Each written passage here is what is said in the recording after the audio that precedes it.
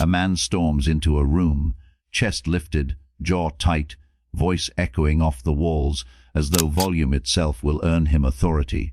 He wants eyes on him. He wants presence to equal power. For a moment, he gets what he wants. People turn, they register him. Some even step aside. He mistakes that for respect. He mistakes attention for control. But attention isn't control, it's exposure. And exposure makes you visible, predictable, and eventually vulnerable. Machiavelli, who lived centuries ago but studied human behavior so closely his insights still sting today, would call this man foolish. Not because he lacks boldness. Boldness is useful. Not because he lacks confidence. Confidence is essential. But because he doesn't grasp the deeper game of strength. Power isn't built in noise. It's built in silence. In what people don't see you doing, in what they can't quite measure or predict. The moment you have to tell others how strong you are, you're already signaling weakness. Machiavelli had a method. He said if you want to judge a ruler, don't look at his words or his performance. Look at who surrounds him. That's where true judgment lies. And here's the problem with loudness.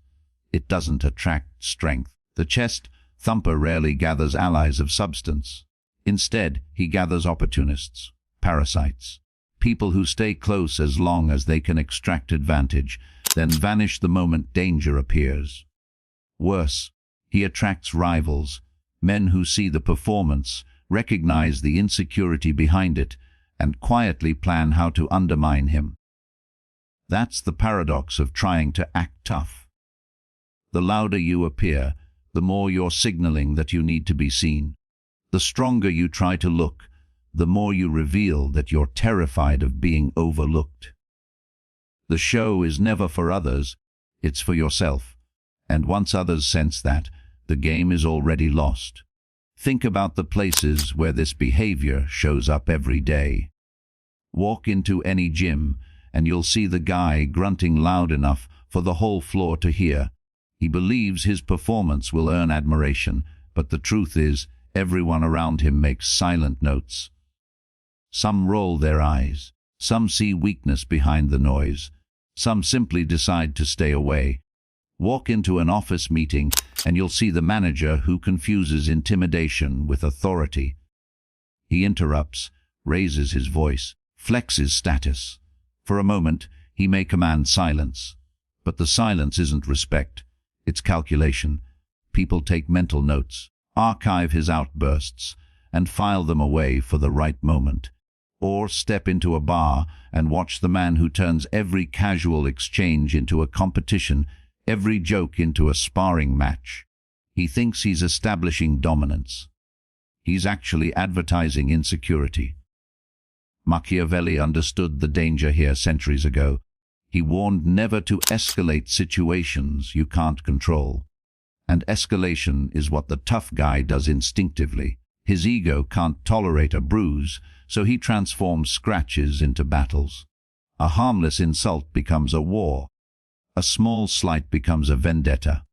He plays the short game of performance while others prepare the long game of consequence. And when the bill comes due, it's always larger than expected. The harsh reality is that every act of aggression is a gamble with no real win. At best, nothing comes of it, and you've just wasted energy revealing your temper. At worst, you misjudge your opponent and discover the quiet person you pushed was far more capable than you realized. The predator you mocked was silent for a reason. They didn't need to prove anything. They were already dangerous. Real predators don't snarl at every shadow. They study. They choose. They strike with precision when the moment matters. And when they do, they don't just win the exchange. They end it so decisively that it never repeats. Compare that to the tough guy who wastes energy puffing up at every perceived slight, exhausting himself in displays that prove nothing and cost everything. And in our modern world, the cost has multiplied.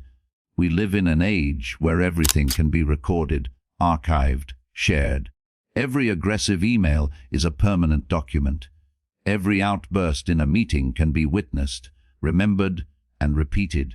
Every moment of hostility can be clipped, posted, or weaponized. Aggression doesn't prove your strength. It becomes the evidence of your weakness. The courtroom of reputation is always in session, and the jury is always watching. The irony here is sharp. The tough guy believes he is feared. He believes people fall silent in his presence because of respect. What he doesn't see is that the silence is only surface level. Behind it, resentment grows, plans form, cases build. The very people who smile and nod are the ones who, when the moment comes, will present the evidence of his downfall. Machiavelli called this the blindness of the tyrant, the inability to see that compliance often hides contempt, that apparent respect often disguises revenge. Look at what happens in professional environments. The intimidating manager thinks his authority is unquestioned because no one argues with him in meetings. What he doesn't notice is that his employees withhold ideas, stop volunteering, and wait for him to fail. His bosses stop seeing him as promotable, not because he can't deliver results, but because he can't control himself. His reputation spreads, and not in the way he thinks. The story of his temper becomes a cautionary tale. His aggression becomes a reason to exclude him from sensitive projects. Slowly, opportunities dry up, and he wonders why. Here's the truth: credibility and power come not from force, but from predictability. The people who rise are the ones who can be trusted to handle responsibility without letting ego interfere. Machiavelli knew this. He said the strongest fortress a ruler can build is not walls, not armies, not intimidation. It's the affection of the people. Because affection turns into loyalty, loyalty becomes resilience. Aggression, by contrast, creates surface obedience, but underneath it, resistance grows like roots in the dark, and this doesn't only play out at work. The same pattern unfolds in every environment. The man who acts tough in the gym eventually meets someone who doesn't need to act because they actually fight for a living. The bully in social circles eventually collides with someone who has deeper networks, stronger influence, or more patience. The loudest man online eventually finds himself exposed by someone who knows how to use information as a weapon. Every performance of toughness plants the seed of downfall. The deeper tragedy is this: acting tough creates isolation. At first, you gather followers who seem loyal. They laugh at your jokes. They nod at your aggression. They cheer when you dominate. But these aren't allies. They're spectators, or worse, parasites who attach themselves while the show is entertaining. The moment your aggression turns against them, or your reputation becomes dangerous, they vanish. You find yourself surrounded not by strength, but by weakness disguised as loyalty. And the moment you need real allies, you discover you have none. The reason is simple. Truly strong people don't need the drama of the tough guy. They don't want to spend energy managing your temper. They don't want to tiptoe through conversations, guarding their words in fear of triggering a reaction. Strong people avoid instability. They choose stability, trust, and competence, which means the tough guy drives away exactly the kind of allies he most needs, leaving only the users and manipulators who see his aggression as a tool for their own ends. Meanwhile, the emotional cost rises. To maintain the performance of toughness, you can never relax. You can't admit weakness. You can't ask for help. You can't back down without feeling like you're betraying the image you've built. You live in what psychologists call the imposter trap, forever performing a role that doesn't actually fit, forever exhausted from keeping the mask in place. You stop knowing who you really are because all you've practiced is who you pretend to be. And beneath it all lies the quiet truth. People can sense when strength is real and when it's manufactured. They can feel when confidence comes from competence and when it comes from desperation. The same way a fake laugh rings hollow, fake toughness is transparent. You may fool some for a while, but not the ones who matter. And those are the ones who make the moves that shape your future. Machiavelli warned about this centuries ago when he spoke of the appearance of virtue without the substance. Looking like the part without being the part. Pretending to be powerful without having the capacity to sustain it. That gap between appearance and reality is where downfall lies, and the larger the gap, the harder the fall.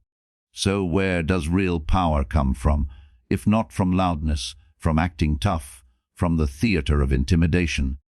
It comes from the opposite source, restraint, from the ability to hold back when others can't, from the ability to listen longer than others want to speak, from the discipline to act when it matters and stay silent when it doesn't. Think about the figures in history or even in your personal life who carry an undeniable presence. They don't waste energy proving themselves. They don't need to tell you how strong they are because you can sense it.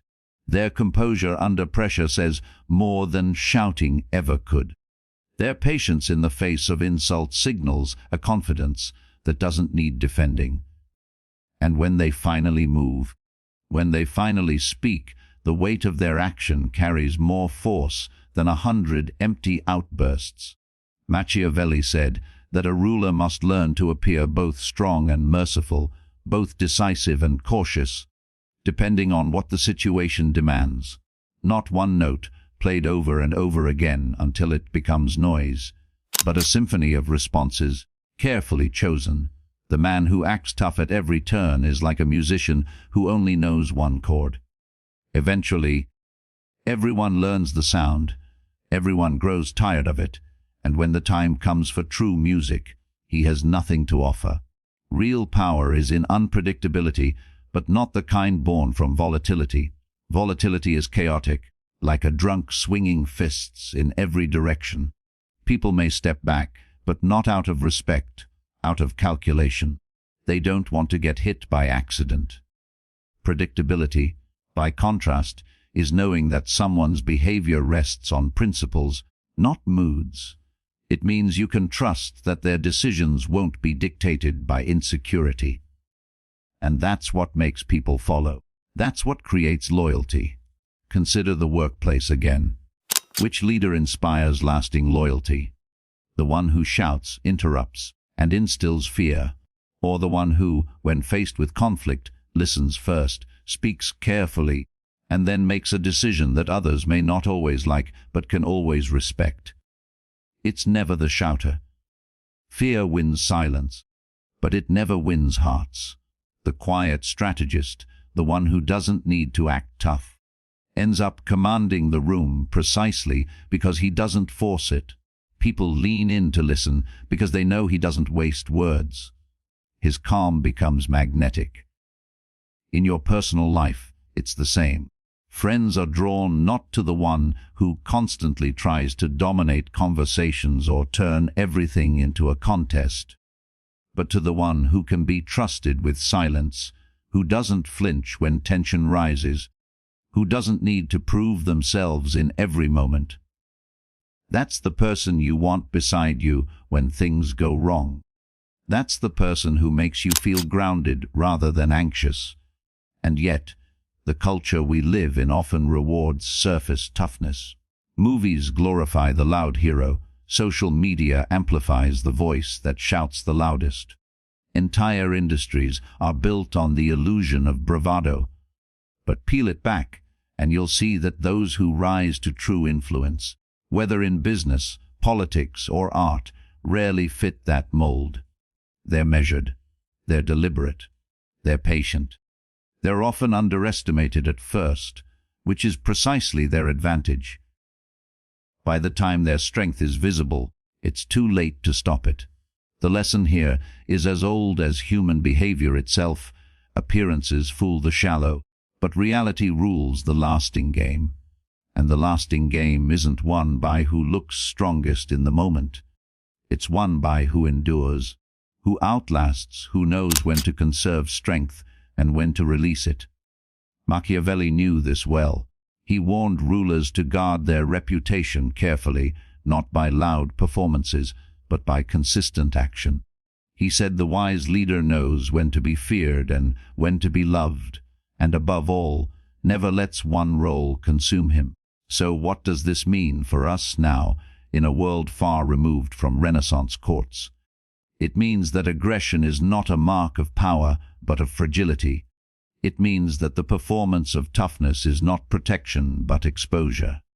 Every time you act from ego, you reveal your vulnerabilities to those who are watching.